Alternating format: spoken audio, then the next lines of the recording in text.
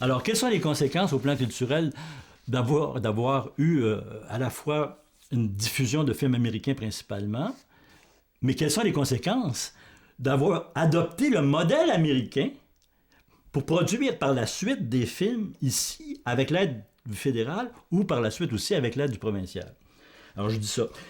100 ans de fréquentation assidue d'un cinéma étranger qui régnait en roi et maître chez nous et s'imposait partout dans le monde n'a pas peu fait pour accréditer la notion du cinéma conçu exclusivement comme un passe-temps divertissant.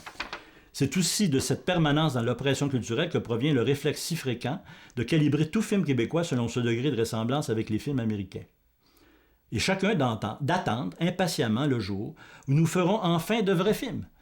Des films américains, tournés au Québec, des films cadrés, éclairés, mis en scène, montés, sonorisés, écrits, produits, si possible financés, à la manière et à la mesure des films étrangers. On nous a persuadés, on continue de parvenir à nous convaincre dans ce domaine culturel particulier comme en d'autres secteurs de notre vie sociale, que chaque nouvel acquis de nos luttes se doit de recevoir l'imprimatur de l'étranger et devenir le plus exactement conforme à son image. Car c'est bien ce qui nous menace aujourd'hui. Nous sommes en danger d'un cinéma québécois dont les objectifs seront définis par des intérêts exclusivement mercantiles et qui prendra peu à peu le relais efficace des films étrangers aujourd'hui dominants.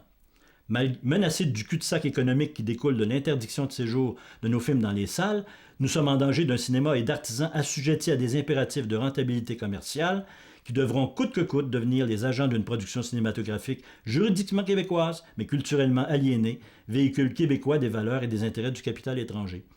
Ayant eu jusqu'ici la réputation de cinéastes lucides et engagés, combien d'entre nous en viendront à tourner pour vivre, sans se préoccuper s'ils contribuent à l'abrutissement de leurs concitoyens? Voilà une seconde conséquence de la situation actuelle de l'époque. Est-ce que c'est mieux aujourd'hui? On est en 1975. Okay. Je ne sais pas si ça a beaucoup changé.